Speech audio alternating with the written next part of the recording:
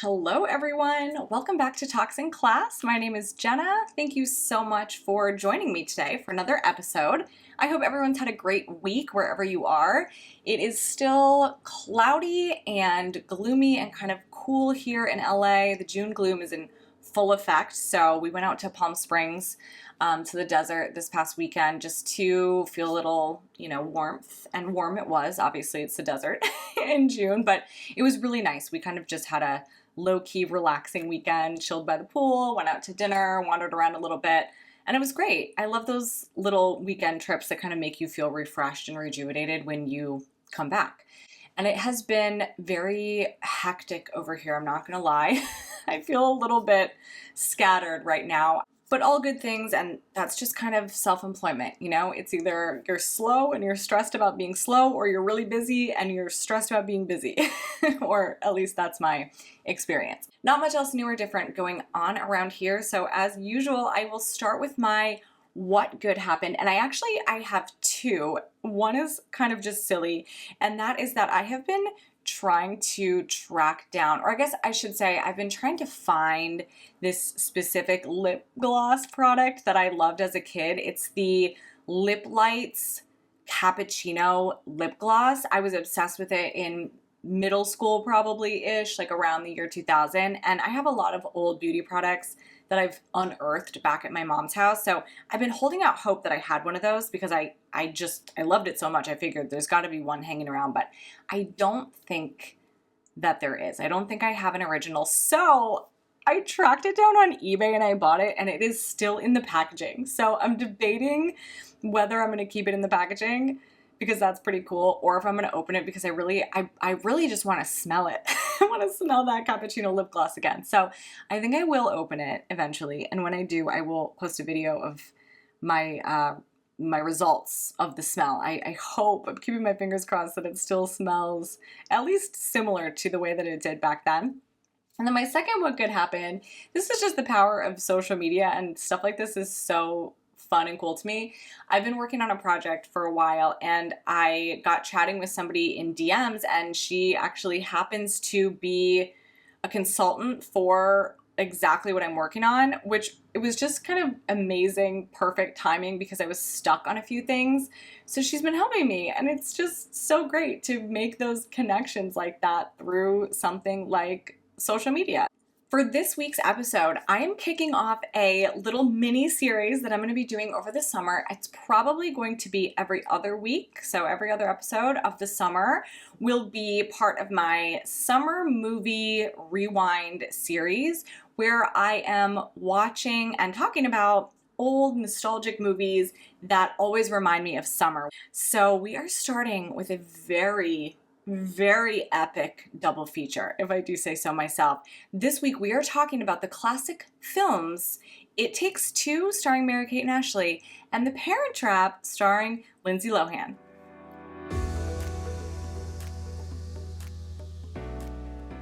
Every summer, I like to bust out my stack of summer movies to really get into summer mode. You know what I mean? I feel like there are so many great summer movies that just feel like summer, whether it's because they came out in the summer and I just always associate them with summertime, or because they're set in the summertime and they're about summer. Like, summertime is a character in them. Basically, they could not happen if it weren't for the summer setting. And there's so many of those, Now and Then always comes to mind. It's about a summer. The original Vacation movie, I Know What You Did Last Summer, Don't Tell Mom the Babysitter's Dead, The Sandlot, even Dazed and Confused, it's about the end of the school year, and summer is such an important part of the story. But in the 90s, when I was a kid, there was almost a whole subgenre or subcategory of summertime movies that were about summer camp. Like kids at camp in some way or another. Camp Nowhere, Heavyweights, what a forgotten classic. The Babysitter's Club movie is about, they create like a day camp for their kids that they babysit. And of course, two of probably the most loved 90s summer camp movies, which also happen to include another weird kind of 90s trope or 90s obsession, twins. Like, we were obsessed with twins in the 90s. It Takes Two, starring Mary-Kate and Ashley Olsen, of course, which is why we were obsessed with twins in the 90s, from 1995, and 1998's The Parent Trap, starring Lindsay Lohan as both twins. Let me tell you, these two movies were defining films of my childhood in so many ways. They were so influential. If you don't remember these movies, they're very similar movies in a lot of ways. They're about twin girls who meet at a summer camp and come up with a plan to get their single parents or I guess their parent figures together. But first, they have to get rid of the father's mean, child-hating, evil young fiance. The Parent Trap, of course, was a remake of the 1961 Parent Trap film that starred Hayley Mills. The 1998 film, of course, stars Lindsay Lohan. She plays both Annie and Hallie, who are twins who have never met. Hallie lives in California with her dad, and Annie lives in London with her mom, and the girls happen to meet at a summer camp. I think it's supposed to be in Maine, and realize that they are twin sisters, who were separated when their parents split up and decided that they would each just keep a twin. They would each just keep one kid.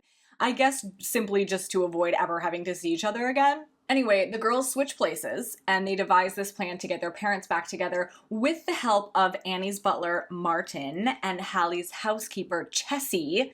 Oh, and of course, first they have to scare off their dad's new fiancée, Meredith Blake, who is gorgeous and blonde, but evil, and wants to ship them off to boarding school in Switzerland. It Takes Two, on the other hand, stars the Olsen twins as two identical strangers who have never met. That's basically the key one of the main key differences in the story. They aren't sisters. They're supposed to be just identical strangers. Mary-Kate plays Amanda, who is an orphan living in New York City. Although she doesn't have parents or money or a proper grasp of the rules of grammar in the English language, she has Diane, who works for the children's home where Amanda lives and is basically her mother figure.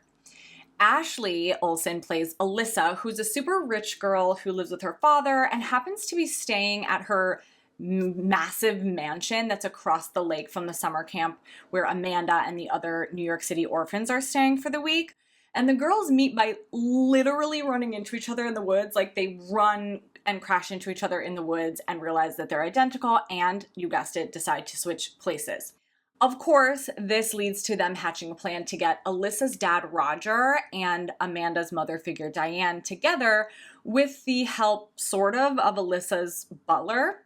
And yes, they have to get rid of an evil fiance in this one too. This time it is Miss Clarice Kensington, who is gorgeous and blonde, but also evil and wants to, no surprise, ship them off to boarding school, possibly in Tibet, as she says. And then there are small subplots in each movie, such as a little romance between Martin and Chessie in The Parent Trap, which as an adult I really love, and Amanda's almost adoption in It Takes Two. But at the core, they are very similar movies with very similar plot points along the way.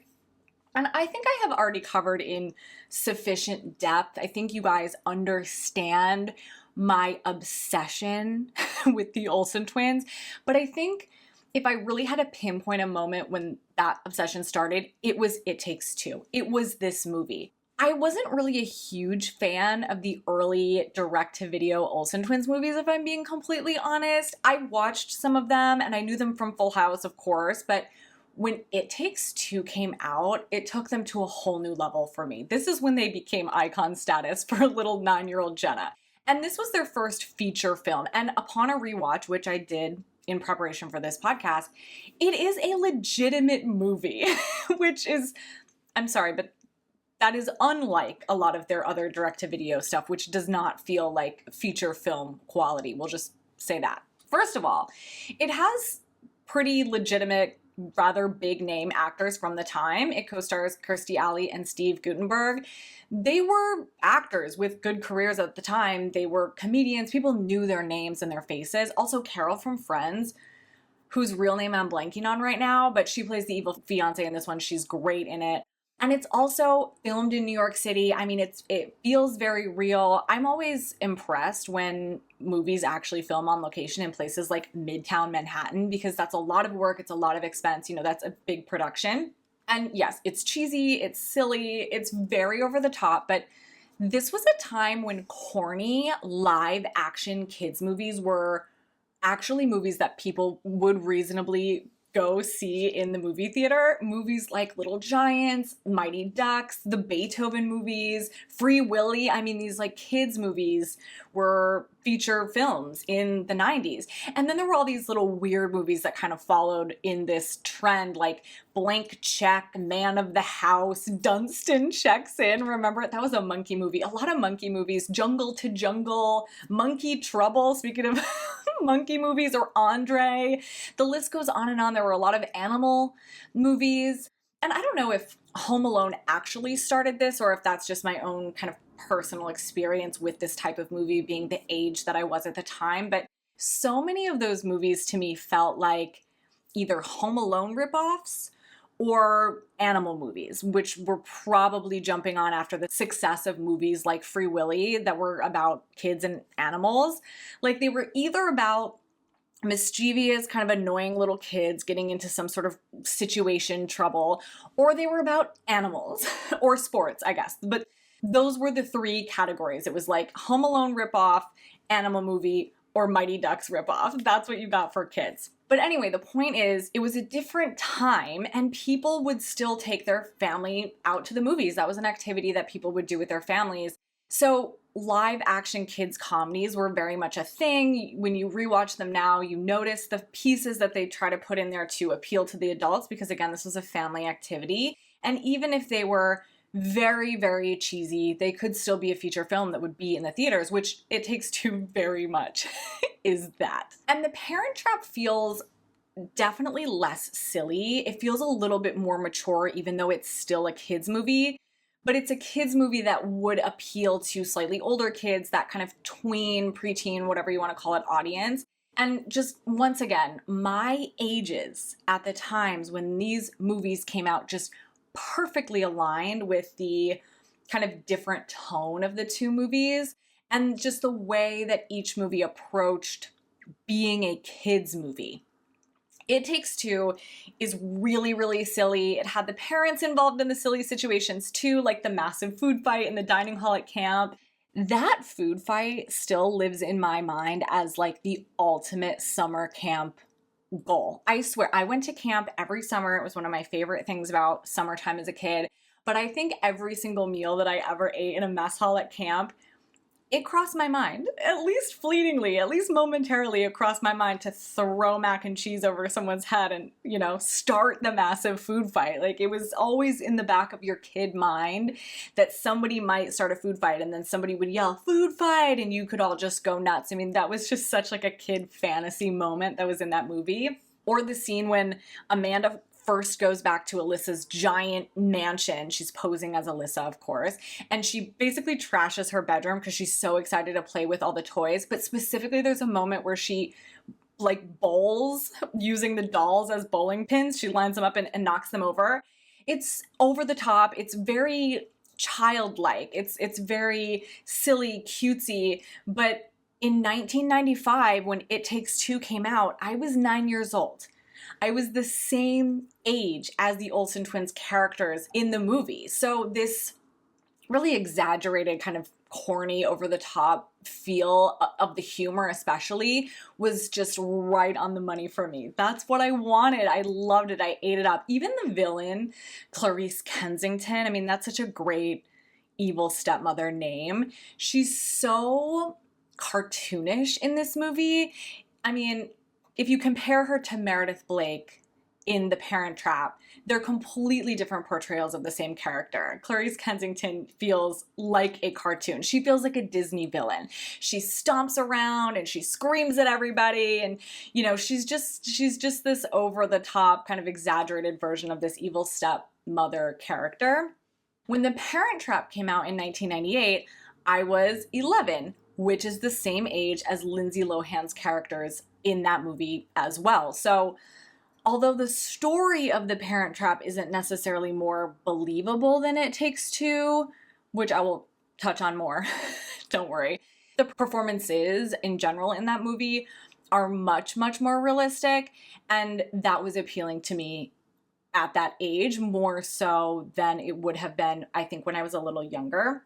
And I think that realistic kind of feel to the performances comes down to a few things. I mean, obviously the kids' acting abilities probably played a role in that, but also it feels like a deliberate stylistic choice for that movie. I mean, the Olsen twins were young, okay? Like, they were 9 years old or maybe even younger when they filmed It Takes Two. That is really, really young. And look, I will proclaim my adoration and love for Mary-Kate and Ashley all day, but we all just need to collectively admit one thing here, okay? They're not great actors. Like, not just when they were children. They never really were great actors. And the acting in It Takes Two, especially Mary-Kate's portrayal of Amanda, the like scrappy little tomboy New York City orphan, it's not great. It's definitely not realistic. If you guys remember this, the opening scene of It Takes Two has all the kids from the orphanage where Amanda lives. I think it's called the East Side Children's Center or something like that. But they're playing baseball in the street. You know, they have the bases drawn onto the street in sidewalk chalk. It's very childlike. And Mary-Kate is, you know, she's got her hat on and she's dishing a little trash talk to the opposing team and she's chomping on her gum. And then Kirstie Alley yells down from the window to tell them to come upstairs, and Mary-Kate looks over her shoulder and she says, "Just let me knock this ball downtown, okay?" It is the most Disney cartoon poor imitation of a New York City accent I have ever heard in my life. And her facial expression, I mean, she's so into it. It's so over the top. And it's really funny to watch now because, like, did they genuinely think that was good? Or was it all kind of like, were they all in on the joke and they were like, okay, this is the feel of our movie because this is the acting that we're working with? I don't know. But, like, it's terrible, but the whole movie is so silly, so it works. And it does work. It really, I mean, there's a few moments when it was a little cringe to watch, but I think it really does work with the overall tone of the movie. And as a kid, again, at that time, at that age, it appealed to me. It was funny. It was what I wanted to see. I didn't want realistic performances. Those were for boring, you know, adult movies and adult shows. I wanted the funny, like, cartoonish evil stepmothers who yelled at the butler and, you know, terrible exaggerated New York accents. I will say that Kirstie Alley especially gives a really great performance in this. She's really funny, but she also feels real. She feels believable. And, you know, Steve Guttenberg too, although he has a lot less emotional scenes, Kirstie Alley has a few kind of emotional scenes that feel really real, but they're really good together and they're funny. You know, you can tell they're comedians, and that really works in this movie. And I think it's really important to the movie because it is a comedy. It is really silly, but you also kind of needed the performances and the comedic skill from the parent actors because the Olsen twins were, like, not the best actors. And again, they're really young. Like, you can't expect that great of a performance probably out of, like, 8 or 9-year-olds. So a lot of the great comedic scenes are actually scenes with the adults in this movie rather than the kids. Or at least they're scenes with both the adults and the kids, but a lot of them are really focused around the adults. The scene where the two adults meet is so great. If you don't remember this, let me set this up for you. The Olsen twins, Alyssa and Amanda, decide to set up this little meet cute where both sets go horseback riding with their parent, right? And then the girls somehow just ditch their parents and leave them roaming around on horseback looking for their respective kid. And then they hide in the bushes and one of them shoots a rock with a slingshot at the horse that Diane, who is not an experienced horseback rider, by the way, is riding, causing it to, you know, take off running. And Diane freaks out because she thinks she's gonna die on the horse. Obviously, that would be terrifying in real life. I can't even imagine. So Steve Guttenberg, who's rich, so obviously that means that he knows how to ride horses very well, saves her life. And it's very cute and it's very funny and it's a great moment, but it is a great scene. Kirstie Alley does a really good job of really selling the fear of the whole ordeal, because that would be really terrifying, but in a way that makes it really funny, because again, this is a kids movie. You know that she thinks she's going to die, but you don't actually want the kids that are watching it to be scared. And she does such a good job of like walking that line of making it feel funny, but also really selling that she's terrified for her life. And she has a couple really great other freak out type scenes in the movie. And again, she's just really good at walking that line between the drama and then like the comedy of the scene. And I remember as a kid genuinely enjoying the scenes with the adults as much as I enjoyed the scenes with the kids. And it's because they're funny. That's where so much of the comedy lives. I mean, really the food fight, which to me is probably the most memorable scene from the movie, is their scene. It's the parents' scene. Mary-Kate and Ashley are hardly even in it. One of the girls, I'm not even sure which one it is, but one of the twins trips a kid who's carrying a bowl of mac and cheese. And that's really their only involvement in the entire iconic scene. So if you don't remember the scene, first of all, if you don't remember the scene, please go look it up on YouTube or just watch the movie because it's so good. But the mac and cheese flies up into the air and it crashes down in this big dramatic moment upside down, the whole bowl of mac and cheese right on Steve Guttenberg's head, and it sends Diane into a giggle fit. And this scene too, I remember thinking this was so funny because she's cracking up and she kind of has her hands over her face and she snorts a couple of times, so he calls her out for it and there's this little banter. And even rewatching it now, that laughing fit feels so real and it makes you laugh along with it. So anyway, the dad, his name is Roger, gets mad that Diane is laughing and he flings a piece of butter into her face, and this, sets off this massive food fight. And it's so appealing to kids, but it's really a scene starring and featuring the adults and not really so much the kids.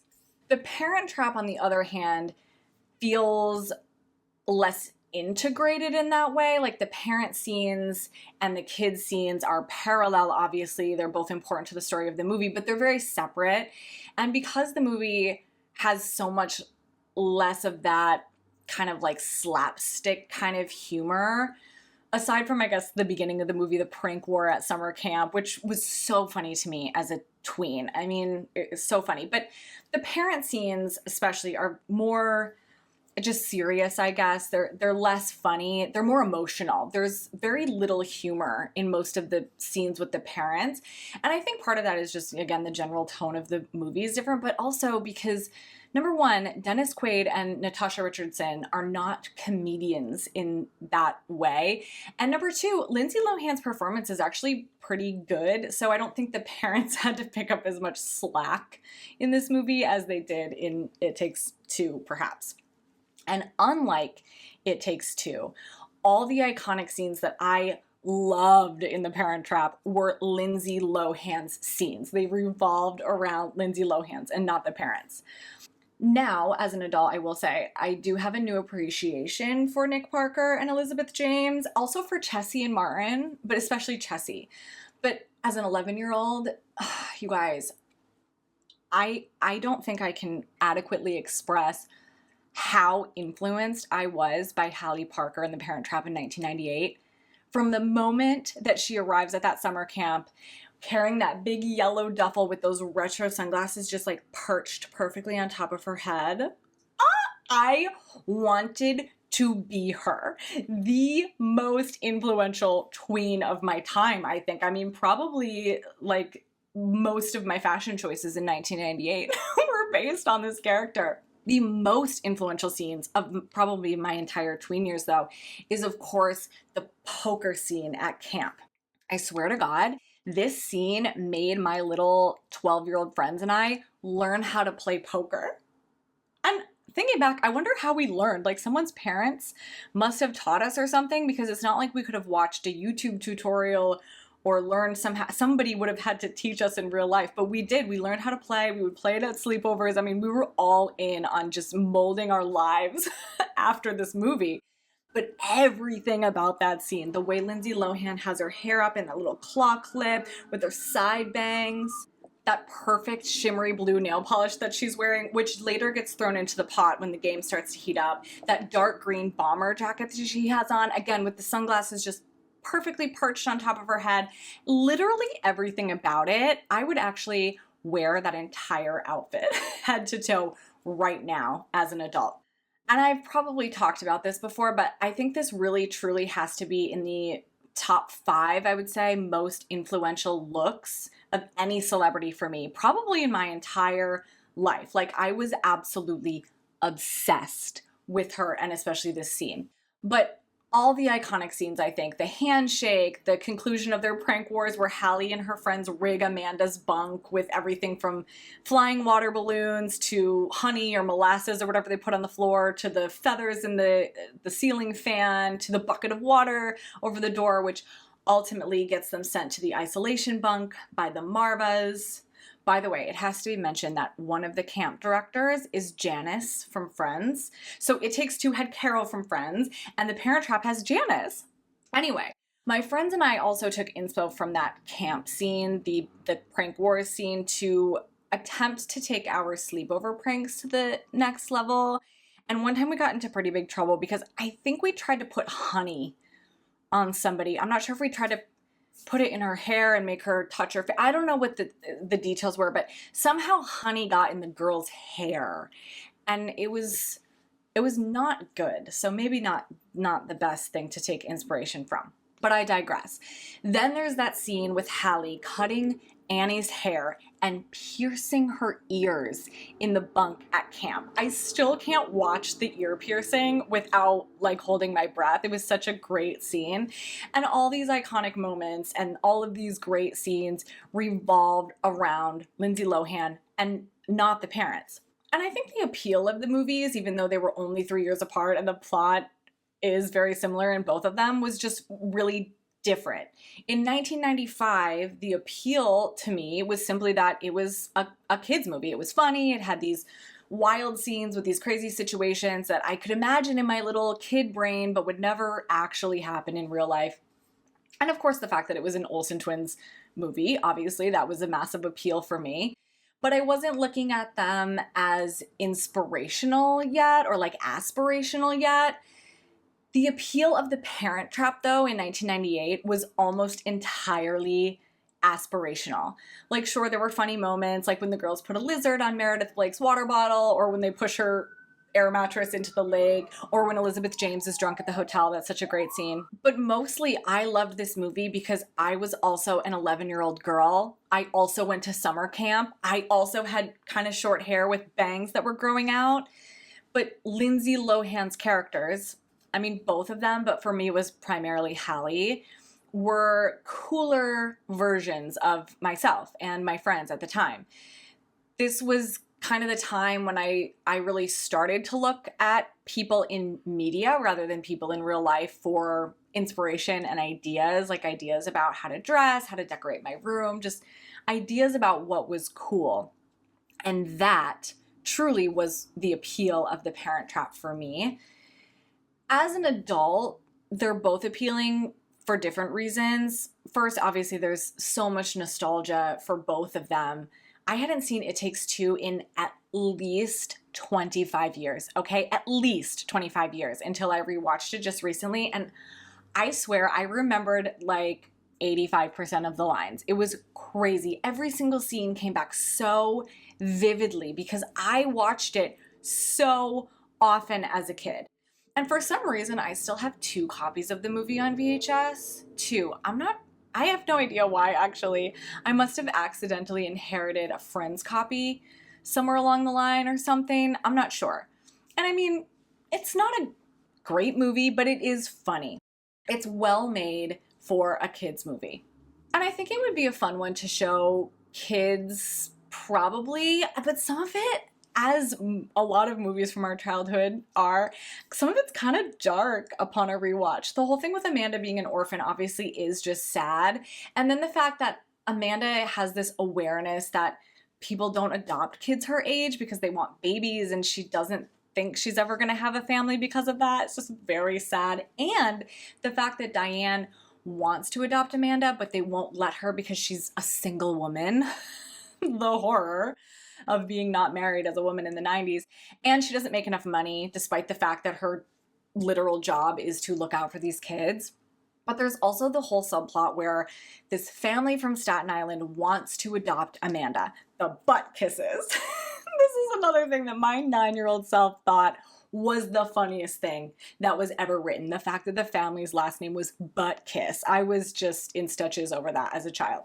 But the family in the movie is known for adopting a ton of kids, and you find out later that they're adopting all these children essentially for free labor at their junkyard or whatever it is that they own. And it being the 90s, they lay it on pretty thick that the kids are not treated very well. They're worked to the bone by the butt kisses. And speaking of cartoony characters, the butt kisses are so over the top. They're great characters. They almost remind me of the parents in Matilda, just that really kind of exaggerated version of kind of evil parents. But I guess other than the 90s of it all, it's sort of these things that were rather prevalent in a lot of kids' media in the 90s, I would think that it'd be a pretty fun one to show kids of a certain age at least. And it does have so many genuinely funny, enjoyable moments. And I've watched The Parent Trap hundreds of times at this point. So many times I wouldn't even be able to guess how many times. I probably have that one pretty well near memorized. It holds up a little better for me personally as rewatchable as an adult at least, because again, it's just the tone. It's a little bit more mature in tone. It's a little less silly. I have a hard time watching child actors sometimes, but I think Lindsay Lohan is genuinely good for the most part in this. She's not cringy to watch at any point in this movie the way that the Olsen twins are in It Takes Two. And of course, it's still so nostalgic. But despite my love for both of these movies, we do have to talk about the absurdity of the plots of each of them. And I think each one has sort of its fatal flaw in the plot, but to me, The Parent Trap's fatal flaw is worse than It Takes Two. In It Takes Two, we're supposed to believe that Amanda and Alyssa are identical strangers, not twins, not sisters, not even related, no relation, just a total coincidence, two strangers who happen to look exactly the same. Not sort of similar, identical features, to the point where they can switch places and nobody in their life notices. Identical, right? And then you add in the fact that they're both at the same place at the same time. It's a lot of coincidence that they're asking us to believe. But to me, it's still more believable than what I would consider to be the fatal flaw in The Parent Trap's plot, which is that the parents got divorced and decided that the most sensible custody agreement would be to just each take one kid.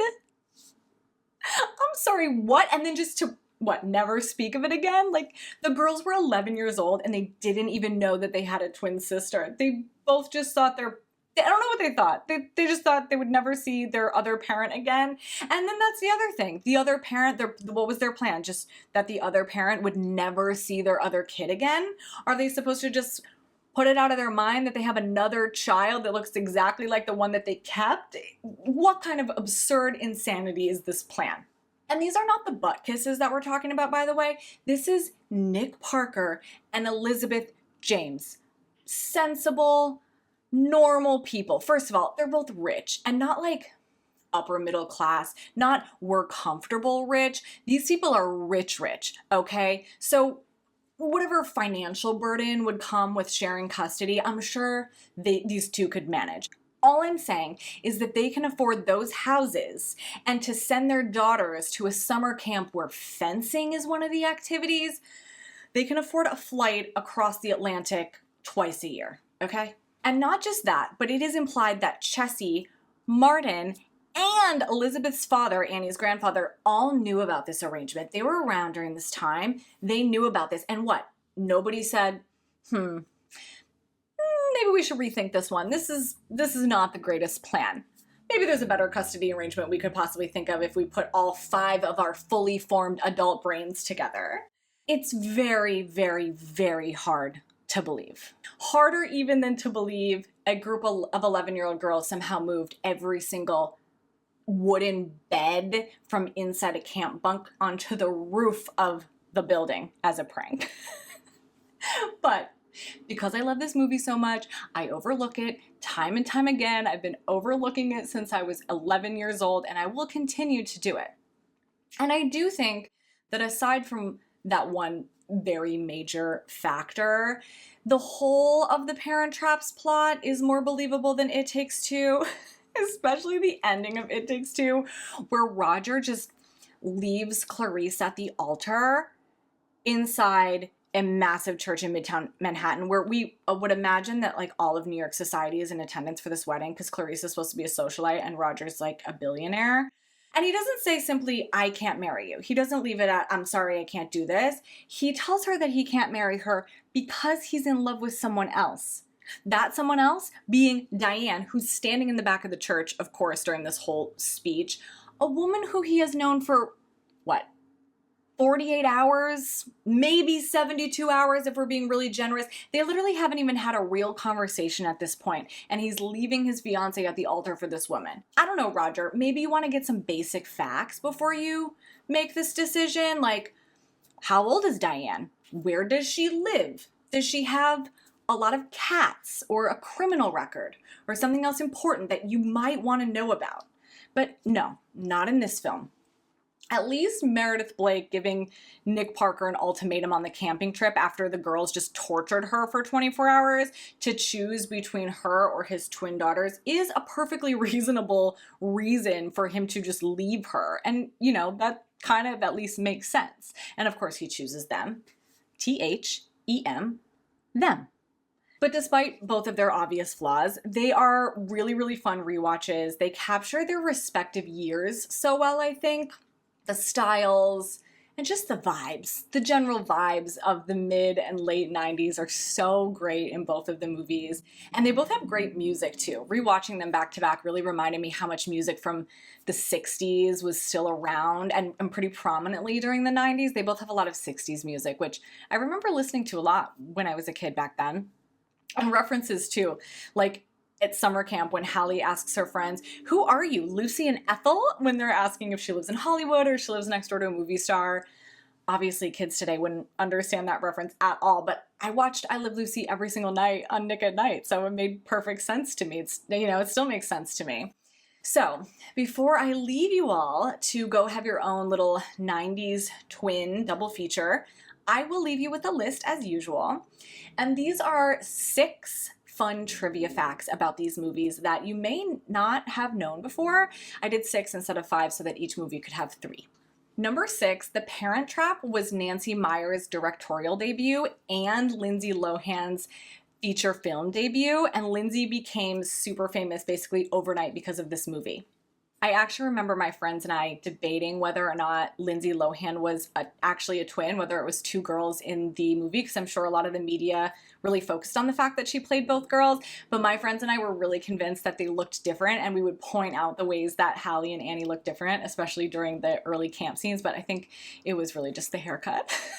Number 5, Shannon Doherty was actually up for the role of Clarice, who is the evil stepmom-to-be in It Takes Two, but she couldn't do it because she was shooting another 1990 film movie that for some reason I really loved, Mallrats. Do you guys remember Mallrats? I want to rewatch it. I haven't really brought myself to rewatch it yet because I think it's going to be a really cringe rewatch, but for some reason I loved that movie around that time. Number 4, the actor Ernie Grunwald played Harry Butkus, who is Amanda's weird adoptive father in It Takes Two. But then later he was on the Olsen twins' short-lived sitcom Two of a Kind as Paul, who was the kind of nerdy guy in Carrie's class who delivered pizza. And I think he had a crush on Carrie, but just another example of the Olsen twins' extended universe. Number 3, another fun cast trivia. The little boy who mistakenly ends up at the summer camp, Camp Walden for Girls in The Parent Trap, is played by Lindsay Lohan's real-life brother, Michael. And apparently this happens a lot in Lindsay Lohan movies. Her family can be seen in background shots of a lot of her films. Number two, speaking of camp, the camp that was used to film It Takes Two is a Christian summer camp called Camp Minneowi, and it's located in Ontario, Canada, and it's actually still active and open today. So if you live in that area and you're looking for a Christian summer camp, might I suggest this one, because that would be amazing. And number one, this is my favorite piece of trivia. Hallie and Annie in The Parent Trap are actually named after Nancy Meyers' real life children. And both of her real life daughters, Annie and Hallie, have very small parts in this movie. And Chessie is supposedly short for Francesca and is named after another friend of Nancy Meyers. And yes, it is Chessie, not Jessie. If you're in the US, I'm sorry to say It Takes Two is not streaming for free anywhere as of right now. As of this time recording, it is still May. That might change in June, but I was able to rent it on Prime Video, but The Parent Trap is on Disney+. I hope you guys enjoyed this episode. This was a fun one. I am going to be doing more episodes about summer movies, summer nostalgic movies, so definitely stay tuned for those. And I will be back next week, so I'll talk to you then. Bye.